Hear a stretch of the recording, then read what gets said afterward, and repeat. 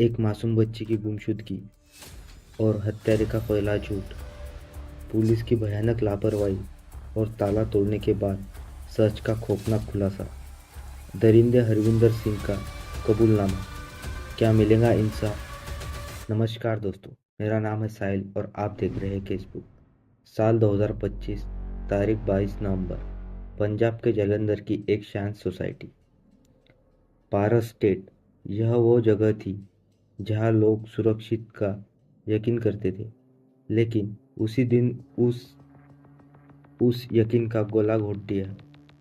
शाम के करीब 4 बजे ब्लैक ड्रेस पहने 13 साल की एक बच्ची घर से निकली। उसके चेहरे पर खेलने की खुशी थी, लेकिन वो नहीं जानती थी कि आज वह जिस घर की तरफ जा रही है वहाँ एक हैवान उसका इंतजार कर रहा है। वो जाते जाते सड़क पर रुक जाती है, उसका जूता ठीक करने का। उसकी माँ को लगा था कि वह अपनी दोस्त सहस को खेलने के लिए बुलाकर लाएंगी, लेकिन महज कुछ घंटों में इस मासूम बच्ची की कहानी एक गुमशुदा से शुरू होकर जघन्य अपराध पर खत्म होती है। यह कहानी है पुलिस की लापरवाही की, समाज के धोखे की और एक ऐसे पिता की जिसने गुनाह किया है, जिस सुनकर हर कोई कहेगा इसे फांसी दो। लगभग आधे घंटे बाद माँ और भाई घर का सामान लेकर लौटे। मैंने गेट खोला था।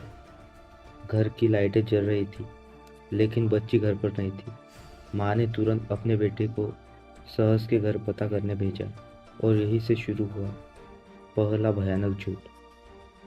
सहस के पिता हरमिंदर सिंह उर्फ हैप्पी ने दरवाजे पर कहा, वह यहाँ नहीं आई थी। सहस तो अपनी माँ के साथ धुलियाना गई है। लेकिन परिवार को शक हुआ। दिन दहाड़े सोसाइटी से बच्ची का यूं गायब हो जाना किसी बड़े खतरे का इशारा कर रहा था। मोहल्ले वालों ने मिलकर सोसाइटी फुटेज देखना शुरू कर दिया। फुटेज में साफ दिखा कि शाम 4:03 पर बच्ची गली में थी और 4:04 पर वह हरमिंदर सिंह के घर का दरवाजा खटखटा रही थी। परिवार के सामने अस्पष्ट सबूत था। हरमिंदर सिंह झूठ बोल रहा था।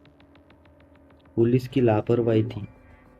यह लापरवाही थी कि पुलिस घर पर आते हैं।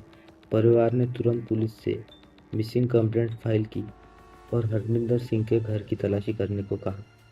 शाम 6 बजे बस्ती बाबा खेल पुलिस स्टेशन पर पुलिस वाले पहुंचे, जिनमें एएसआई मगध रामश्री शामिल थे। पुलिस नेग्लिजेंस की इंतहा देखी।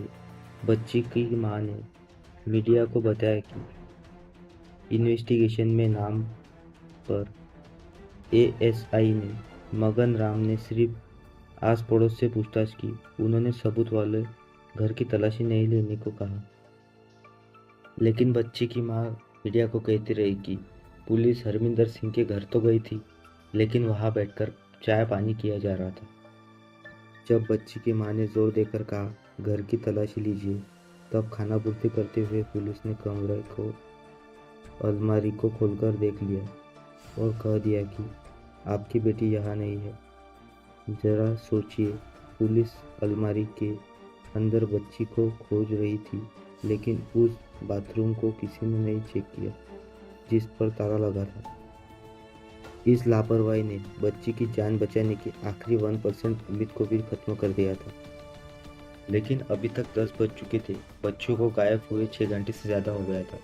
हरमिंदर सिंह की लगातार बदसलूकी और सीसीटीवी के सबूत ने मोहल्ले वालों के गुस्से और अनहोनी के डर से लोगों ने हरमिंदर सिंह के घर पर धावा बोल दिया।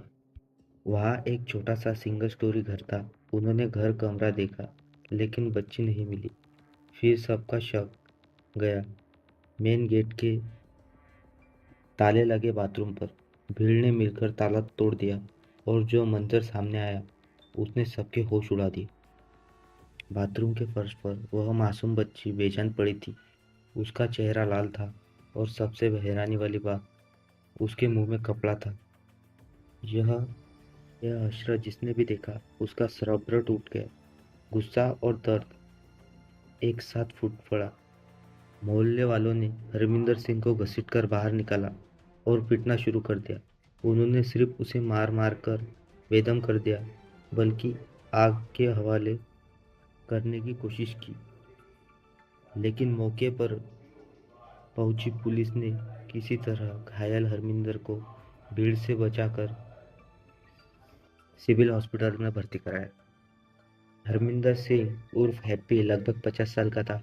वह जालंधर के एमजीएम स्कूल में बस चलाता था और खुद दो बेटियों का बाप भी था, जिसकी पहली बेटी 24 साल की और दूसरी 14 साल की थी। सोचिए, जो इंसान बच्चों को घर से लेके जाता था, उन्हें ले आता था, उसके मन में कितनी दरिंदगी थी। इलाज के बाद 24 नवंबर 2025 को हरमिंदर ने पुलिस को सब सच बता दिया। उस दिन मेरी बेटी सहज अपनी माँ के साथ लुधियाना गई थी। ये लड़की खेलने आई तो मैंने गेट खोलकर उसे अंदर बुला लिया। मैं अकेला था, इसलिए मेरी नीयत बिगड़ गई। यह कहना था हरमिंदर सिंह का। और उसका कहना था, मैं जब उसे अपने बेडरूम की तरह ले जा रहा था तो वो डर रही थी और डर के मारे वो चिल्लाने लगी। तो मैंने भी डरते हुए उसके मुंह में कपड़ा ठूस दिया। मैं उसे हर हाल में घर से बाहर जाने से रोकना चाहता था, इसलिए मैंने उसकी गर्दन घोंटना शुरू कर दिया। और जब वो छटपटाने बंद कर दी, यह कहना था हरमिंदर सिंह का। और उसने हत्या करने के बाद उसके शव को बाथरूम में छिपा दिया। उसका प्लान था कि वह रात में अंधेरे में अपनी दोस्त की कार से शव को बोरी में भरकर ठिकाने लगाएगा। लेकिन घर के बाहर मौजूद भीड़ के कारण उसे मौका नहीं मिला। पोस्टमार्टम की रिपोर्ट के मुताबिक मौत गला घोटने के कारण ही हुई थी। मनोवैज्ञानिक डॉक्टर जेकेल और मिस्टर हाइड इफेक्ट कहते हैं कि एक व्यक्ति समाज के सामने एक जिम्मेदार पिता पड़ोसी होता है और अंदर ही अंदर एक शिकारी। ऐसे लोग बिना किसी पछतावे के दोनों भूमिकाओं को आसानी से बदल जाते हैं। पुलिस की अक्षमता पर आज भी सवाल खड़े होते हैं। अगर पुलिस ने उस बंद बड़े बाथरूम के ताले की तरफ देख लिया होता तो शायद आज कहानी कुछ अलग होती। लेकिन खानापूर्ति के एएसआई मंगल राम को सस्पेंड करार दिया गया है। 25 नवंबर को कोर्ट ने हरमिंदर सिंह को 9 दिन की पुलिस रिमांड पर भेजा है। लेकिन सवाल वही है, क्या हमारी न्याय व्यवस्था इतनी मजबूत है कि वह इस मासूम बच्ची को इंसाफ दिला पाएंगी? जब तक हमारा देश ऐसे ही अपराधियों के सामने कानून का डर पैदा नहीं होगा, तब तक कोई भी बच्चा सुरक्षित नहीं है।